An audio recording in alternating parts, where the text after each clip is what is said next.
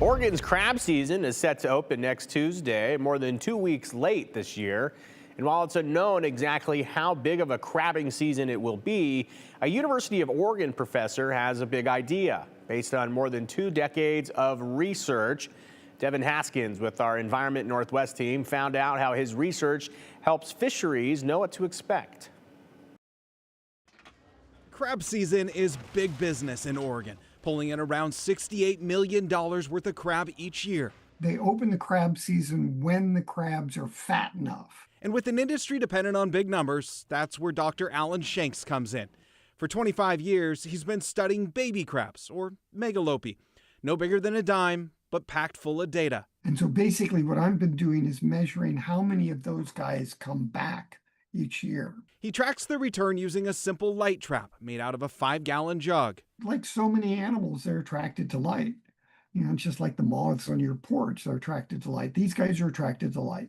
It takes about 4 years for a megalopi to grow into a full adult. If the babies come back in big numbers, it doesn't necessarily mean a big season. Many of them never make it. But when smaller numbers return, their odds skyrocket because there's less competition and less cannibalism from older crabs. When there's very few of them that get here, and those tend to be during strong El Nino years, then the chances that these little baby crabs are going to grow up to be an adult and enter the fishery is much, much, much better than in a year when you get 3 million of them landing. Regularly tracking how many come into his trap lets Shank predict the size of a future season. If there's not a marine heat wave during the summer that the crabs are on the bottom, then yes, I can get to be, the long-term average is about plus or minus 12%.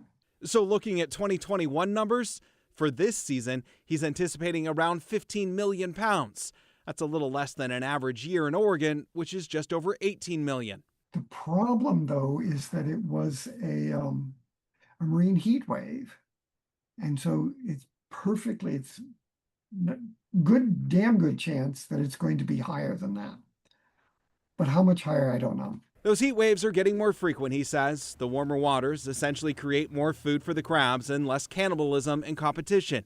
A reminder that the future of Oregon's most valuable fishery depends not only on the adult crabs, but the baby ones drifting back to shore. Devin Haskins, KGW News. Never seen a baby crab. Well, Shank says that global warming and climate change is causing more marine heat waves. He says as they continue, he'll be able to get a better reading and more accurate numbers. We'll be right back.